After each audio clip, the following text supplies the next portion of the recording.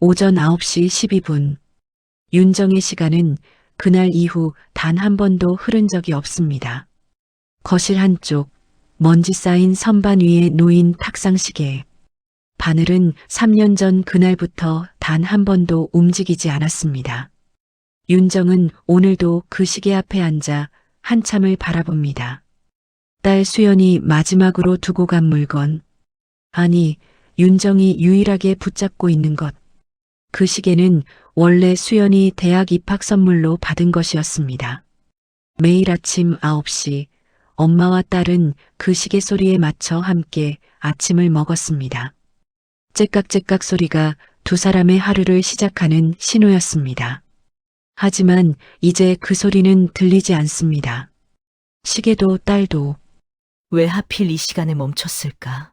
윤정은 중얼거립니다. 그날도 물었고, 어제도 물었고, 오늘도 묻습니다. 하지만 알고 있습니다. 9시 12분. 그날 아침 딸이 집을 나가던 시간. 현관문이 닫힌 바로 그 순간. 3년. 딸이 집을 나간 지 1095일째입니다. 전화는 불통, 문자는 읽지 않음, 주소는 알 수 없음. 윤정은 딸이 살아있는지조차 확실하지 않습니다. 다만 믿고 싶을 뿐입니다. 어딘가에서 잘 살고 있을 거라고. 3년 동안 윤정은 시계를 단 한 번도 만지지 못했습니다. 건드리면 딸의 마지막 흔적마저 사라질 것 같아서 청소할 때도 그 주변만 조심스럽게 피해갔습니다. 그저 바라보기만 했습니다. 멀리서 아침 햇살이 시계 유리를 비춥니다. 윤정은 숨을 죽이며 시계를 바라봅니다. 차갑습니다. 마치 딸의 마지막 목소리처럼. 그때였습니다. 핸드폰이 울립니다. 윤정은 화들짝 놀라 핸드폰을 집어듭니다. 화면에 뜬 이름. 수현. 심장이 터질 것 같습니다. 손이 떨립니다. 윤정은 황급히 통화 버튼을 누르려 하지만 손가락이 미끄러지며 핸드폰이 바닥에 떨어집니다. 쿵. 아, 윤정은 핸드폰을 주워듭니다. 하지만 화면은 이미 꺼져 있습니다. 부재중 전화 한 통. 윤정은 다시 전화를 겁니다. 한 번, 두 번, 세 번. 하지만 연결되지 않습니다. 고객님의 전화를 받을 수 없습니다. 기계음만 되풀이됩니다. 윤정은 주저앉습니다. 핸드폰을 꽉 쥔 채 한참을 그대로 있습니다.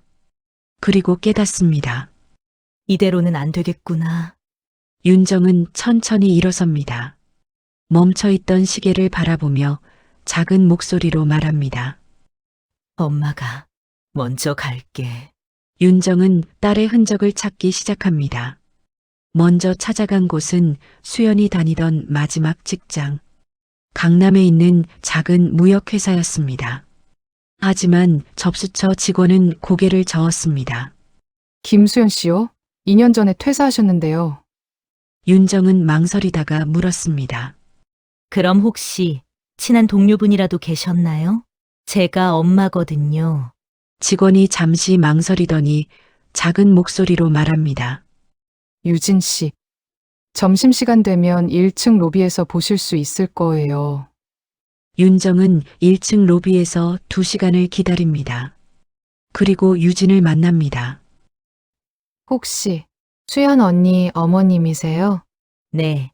그런데 우리 수연이가 유진은 주변을 둘러보더니 조용한 곳으로 안내합니다. 사실 걱정 많이 했어요. 언니가 퇴사할 때 상태가 많이 안 좋으셨거든요. 전화 받으실 때마다 표정이 너무 안 좋으셨어요. 어떤 날은 화장실에서 우시는 것도 봤고요. 무슨 일이 있었나요? 유진은 잠시 망설이다 말합니다. 제가 우연히 들었는데 전화로 누군가한테 제발 그만 좀 찾아오세요. 이혼했잖아요. 라고 하시더라고요. 윤정은 숨이 멎는 느낌을 받았습니다. 이혼? 우리 수연이가? 유진은 조심스럽게 덧붙입니다. 그 이후로 언니가 더 연락을 안 받으셔서 어느 날 퇴사서 내시고 나가셨어요. 혹시 찾으시면 꼭 연락 주세요. 윤정은 돌아오는 버스 안에서 창밖을 멍하니 바라봅니다. 내 딸이 결혼까지 했었구나. 나는 하나도 몰랐네. 그리고 문득 3년 전 그날이 떠오릅니다. 엄마, 나 이 사람이랑 결혼하고 싶어. 수연이 남자친구를 데려왔던 날, 윤정은 반대했습니다. 안 돼. 그 사람은 안 돼. 왜요? 엄마가 뭘 한다고? 엄마는 다 아는 거야. 너 나중에 후회해. 말다툼이 이어졌습니다. 수연은 울면서 소리쳤습니다. 엄마는 내 인생에 관심도 없으면서. 수연아, 엄마가 너 생각해서. 됐어요. 나 나갈게요. 그날 밤 수연은 짐을 쌌습니다. 다음 날 아침 9시 12분 현관문이 닫혔습니다. 그 순간 거실의 탁상 시계가 선반에서 떨어져 바닥에 굴렀습니다. 윤정이 주워들었을 때 시계는 이미 멈춰 있었습니다. 윤정은 말리지 않았습니다. 나중에 돌아오겠지. 그렇게 생각했습니다. 하지만 수연은 돌아오지 않았습니다. 윤정은 버스창에 이마를 기댑니다. 내가 왜 그때 말리지 않았을까? 딸을 지키려 했던 행동이 결국 딸을 밀어낸 건 아닐까? 윤정은 딸을 찾기 위해 수소문합니다. 하지만 모두들 고개를 젓습니다. 그러던 어느 날 수연의 고등학교 친구 민지에게서 연락이 옵니다. 어머니, 제가 1년 전쯤 수연이를 신림역 근처 편의점에서 봤어요. 야간 알바하고 있더라고요. 근데 얼굴이 너무 수척해져서 제대로 알아보지도 못했어요. 윤정은 신림역으로 향합니다. 6번째 편의점에서 점장이 고개를 끄덕입니다. 아, 그 친구. 8개월 전까지 여기 있었어요. 근데 어느 날 갑자기 안 나오더라고요. 윤정은 문을 나서며 깨달았습니다. 내 딸은 정말 혼자 버티고 있었구나. 부동산을 찾아다닌 끝에 3번째 곳에서 주소를 알아냅니다. 신림동 반지하. 윤정은 그곳으로 향합니다. 좁고 어두운 골목. 곰팡이 냄새가 진동하는 계단을 내려가 문을 두드립니다. 하지만 아무도 나오지 않습니다. 윤정은 옆집 문을 두드립니다. 60대쯤 되어 보이는 아주머니가 나옵니다. 혹시 옆집에 살던 젊은 여자 아세요? 엄마입니다. 아주머니의 표정이 조금 풀립니다. 아, 그 애. 몇 달 전에 나갔어요. 많이 힘들어 보였어요. 계단에서 자주 봤는데 눈빛이 살아있는 사람 같지 않더라고요. 윤정은 계단 난간을 붙잡고 한참을 움직이지 못했습니다. 내 딸이 이런 곳에서 혼자 버텼단 말이야? 아주머니가 조심스럽게 덧붙입니다. 마지막 날 밤에 그러더라고요. 이제 끝이에요. 하고, 그리고 그 전에 취한 남자가 2명이나 찾아왔어요. 윤정이 고개를 듭니다. 2명이요? 네. 한 명은 젊은 남자였어요. 30 중반쯤. 수연아, 나야. 문 좀 열어줘. 그러면서 그 애가 우리 이혼했잖아요. 라고 소리치는 것도 들렸고요. 그 남자는 그래도 조금 있다 돌아갔어요. 근데 무서운 건 또 다른 남자였어요. 나이 든 사람, 60대쯤. 밤마다 술 냄새 풍기며 문 두드리고 수연아, 아빠다. 돈 좀 빌려줘. 그러면서 난리 쳤어요. 윤정의 얼굴이 하얗게 질립니다. 아주머니가 덧붙입니다. 그 애를 찾아온 2 남자. 둘 다 그 애를 힘들게 한 사람들이었나 봐요. 하나는 전 남편, 다른 하나는 친아버지. 윤정은 그 자리에 주저앉습니다. 수연의 친아버지, 윤정의 전 남편. 20년 전 이혼했던 그 사람이 딸을 찾아갔다는 겁니다. 윤정은 집으로 돌아와 오랫동안 거실 바닥에 앉아 있습니다. 시계를 바라보며 내가 너무 몰랐구나. 그날 밤 윤정은 서랍을 뒤집니다. 수연의 학창시절 물건들. 그 안에서 일기장을 발견합니다. 마지막 페이지에 적힌 글. 오늘 병원에서 엄마를 봤다. 엄마는 나를 못 봤다. 진료실에서 나오는데 표정이 너무 안 좋았다. 무슨 일이지? 엄마한테 물어봐야 하나? 근데 요즘 엄마가 날 피하는 것 같다. 엄마, 나한테 뭔가 숨기는 거야? 윤정은 눈물을 흘립니다. 그때 수연은 알고 있었습니다. 엄마가 아프다는 것을. 윤정은 3년 전을 떠올립니다. 암 진단을 받았던 그때. 초기였고 수술로 완치 가능했지만 딸에게는 말하지 않았습니다. 수연이 결혼 문제로 힘들어하는데 자신의 병까지 알면 더 부담스러울까봐. 그런데 수연은 알았습니다. 그리고 상처받았습니다. 윤정은 다시 시계를 바라봅니다. 3년 동안 한 번도 만지지 못했던 그 시계. 이제는 만져야 할 것 같습니다. 윤정은 천천히 시계를 들어 올립니다. 뒷면을 살핍니다. 배터리 칸 나사가 미세하게 풀려 있습니다. 윤정은 나사를 완전히 풉니다. 배터리 칸을 엽니다. 그리고 발견합니다. 작은 종이 조각 접혀 있습니다. 윤정은 손을 떨며 종이를 펼칩니다. 수연의 필체입니다. 엄마, 미안해. 엄마가 아파서 병원 다니는 거 알았어. 근데 나한테는 왜 말 안 했어? 나도 옆에 있고 싶었는데 엄마가 혼자 다 감당하려고 하니까 나는 필요 없는 사람 같아. 그래서 나도 이제 혼자 살아볼게. 시계는 9시 12분에 멈춰뒀어. 우리가 마지막으로 함께 있던 시간 잊지 마. 엄마, 몸 챙겨. 수연. 윤정은 쪽지를 꼭 쥔 채 무릎 위로 고개를 떨어뜨렸습니다. 아무 말도 나오지 않았습니다. 그저 숨처럼 눈물이 흘렀습니다. 모든 게 오해였습니다.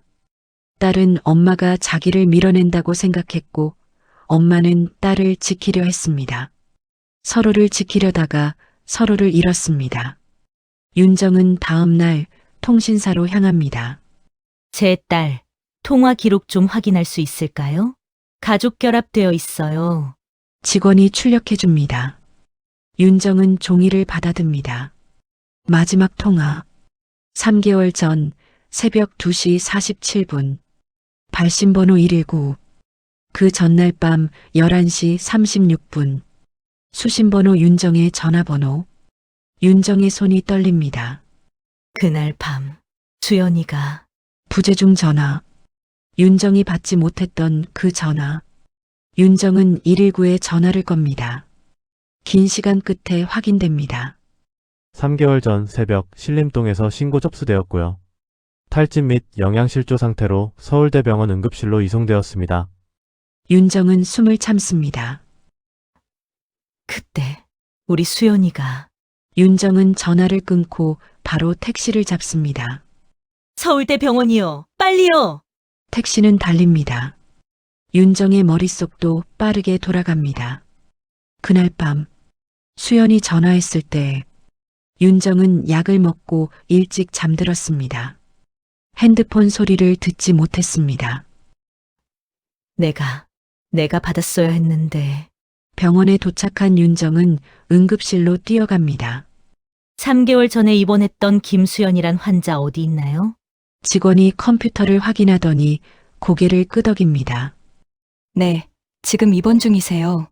7층 정신건강의학과 병동입니다. 정신건강의학과요? 네, 탈진과 영양실조로 응급실에 왔다가 심한공황 발작과 우울 증세 진단받으시고 장기 치료 중이세요. 윤정의 눈에서 눈물이 쏟아집니다. 살아있어. 살아있구나. 윤정은 엘리베이터를 타고 7층으로 올라갑니다. 복도를 따라 걷습니다. 소독약 냄새가 코를 찌릅니다. 706호. 문 앞에 섭니다. 손을 떨며 손잡이를 잡습니다. 하지만 문을 열지 못합니다. 손잡이가 미세하게 흔들립니다. 윤정의 손도 가슴도 함께 떨립니다. 내가 들어가도 되는 걸까? 두렵습니다. 윤정은 한참을 그대로 서 있습니다. 복도의 시계만 째깍째깍 소리를 냅니다. 그리고 윤정은 깨닫습니다. 그래도 가야 해. 이번엔 도망치면 안 돼. 윤정은 숨을 깊이 들이쉽니다. 그리고 천천히, 아주 천천히 손잡이를 돌립니다. 문이 열립니다. 침대에 누워있는 수현. 야윈 얼굴, 축 처진 어깨, 창백한 피부. 하지만 숨을 쉬고 있습니다. 살아있습니다. 창밖을 멍하니 바라보고 있던 수연이 천천히 고개를 돌립니다. 그리고 엄마를 봅니다. 두 사람의 시선이 마주칩니다. 긴 침묵. 수연의 입이 떨립니다. 눈이 커집니다. 왔네. 윤정은 아무 말도 못합니다. 목이 메어 소리가 나오지 않습니다. 그저 고개를 끄덕일 뿐입니다. 수연의 눈에 눈물이 맺힙니다. 왜, 여기. 윤정은 한 걸음 다가갑니다. 하지만 멈춥니다. 수연이 천천히 고개를 돌립니다. 창밖을 다시 바라봅니다. 가세요.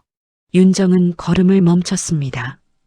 발끝에서 머리끝까지 3년의 시간이 무너져 내리는 듯 했습니다.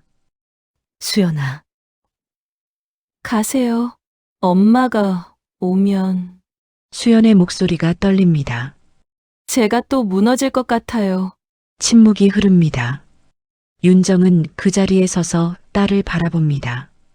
수연은 여전히 고개를 돌린 채 창밖만 바라봅니다. 하지만 어깨가 미세하게 떨리고 있습니다. 왜, 수연의 목소리가 갈라집니다. 왜, 이제 왔어요.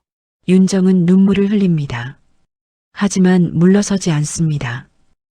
엄마가 미안해. 됐어요. 아니야, 안 됐어. 윤정은 한 걸음 더 다가갑니다. 침대 옆으로. 수연은 고개를 돌리지 않습니다. 하지만 손이 이불을 꽉 움켜쥐고 있습니다. 윤정은 가방에서 무언가를 꺼냅니다. 탁상 시계. 9시 12분에 멈춘 그 시계. 침대 옆 테이블에 조심스럽게 놓습니다. 툭. 작은 소리. 수연의 고개가 멈춥니다. 하지만 돌아보지 않습니다. 윤정이 조용히 말합니다. 너 이거 두고 갔더라. 3년 동안 엄마가 매일 봤어. 근데 한 번도 못 만졌어. 무서워서. 수연의 손가락이 이불을 더 세게 움켜쥡니다. 무서워요? 응, 만지면 네가 완전히 사라질 것 같아서. 수연이 천천히 고개를 돌립니다. 시계를 봅니다. 눈이 커집니다. 윤정은 주머니에서 쪽지를 꺼냅니다. 시계 안에 있던 그 쪽지. 그리고 이것도 발견했어. 어제 윤정은 쪽지를 펼쳐 보입니다. 수연의 편지. 수연은 쪽지를 보고 눈을 감습니다. 눈물이 볼을 타고 흐릅니다. 윤정이 다가가 침대 옆에 앉습니다. 엄마가 너한테 말했어야 했어. 아팠다는 것도 힘들었다는 것도 혼자 견디려고 했던 게 바보 같은 짓이었어. 너를 지키려다가 너를 잃었어. 수연이 입술을 떨며 말합니다. 엄마, 미안해. 나, 정말, 아니야. 엄마가 미안해. 윤정도 눈물을 흘립니다. 수연아. 엄마 말 좀 들어줄래? 수연이 천천히 고개를 끄덕입니다. 윤정은 이야기합니다. 3년 동안 얼마나 후회했는지, 매일 딸을 찾았는지, 그날 밤 전화를 받지 못한 게 얼마나 미안한지. 수연도 조용히 이야기합니다. 결혼했다가 이혼한 것, 전 남편이 계속 쫓아온 것, 그리고 친아버지가 찾아와 빚을 떠넘긴 것. 밤마다 문을 두드리던 그 술 냄새. 일자리를 잃고 집을 잃고 모든 걸 잃어간 것. 그래서 마지막으로 엄마한테 전화했어. 근데 안 받으셨잖아. 그때 생각했어. 아, 엄마도 날 포기했구나. 수연의 목소리가 떨립니다. 사실 그 전에도 여러 번 전화하려고 했어. 번호 누르다가 지우고 또 누르다가 지우고 매번 엄마한테 짐이 되고 싶지 않아. 그런 생각만 들었어. 근데 그날은 정말 더는 못 버틸 것 같아서 용기 내서 전화했는데 미안해. 정말 미안해. 아니야. 엄마, 잘못 아니야. 수연이 고개를 젓습니다. 나도 진짜 엄마한테 연락하고 싶었는데 못했어. 엄마한테 짐이 되고 싶지 않아서. 엄마가 날 버렸다고 생각했거든. 근데 알고 보니 내가 엄마를 버린 거였어. 두 사람은 한참을 울었습니다. 시간이 흐릅니다. 윤정이 시계를 집어듭니다. 수연아, 이제 다시 시작해도 될까? 수연이 엄마를 바라봅니다. 침묵이 흐릅니다. 그리고 수연의 손이 천천히 움직입니다. 윤정의 손 위에 살며시 올려집니다. 할 수 있을까? 할 수 있어. 우리 같이. 윤정은 시계 뒷면의 톱니바퀴를 조심스럽게 만집니다. 3년 동안 멈춰있던 톱니바퀴 천천히 돌립니다. 끽 작은 소리가 납니다. 그리고 째깍 시계가 움직이기 시작합니다. 9시 13분, 9시 14분, 째깍째깍 병실에 시계 소리가 울립니다. 오랫동안 듣지 못했던 그 소리. 수연이 시계를 바라봅니다. 눈에서 눈물이 흐릅니다. 하지만 이번엔 웃고 있습니다. 엄마, 나도 다시 시작하고 싶어. 윤정은 딸의 손을 꽉 잡습니다. 그래. 우리 같이 다시 시작하자. 수연이 천천히 엄마 품에 안깁니다. 윤정도 딸을 꼭 안아줍니다. 째깍째깍 시계는 계속 움직입니다. 멈췄던 시간이 다시 흐르기 시작합니다. 창밖으로 따뜻한 햇살이 들어옵니다. 병실을 밝힙니다. 두 사람을 비춥니다. 엄마와 딸의 시간이 오늘부터 다시 흐릅니다. 시계는 멈춰 있었습니다. 하지만 사랑은 멈추지 않았습니다. 윤정과 수연은 그날 다시 시작했습니다. 매일 아침 9시 시계 소리에 맞춰 두 사람은 함께 아침을 먹습니다. 멈춘 것 같아도 포기한 것 같아도 다시 시작할 수 있습니다. 멈춰 있던 시간이 다시 흐르듯 벌어진 마음도 언젠가 다시 이어질 수 있습니다. 오늘 잊고 지냈던 누군가에게 전화 한 통 해보는 건 어떨까요? 황금빛 노을이 전하는 이야기였습니다. 함께 해주셔서 감사합니다. 편안한 밤 되세요.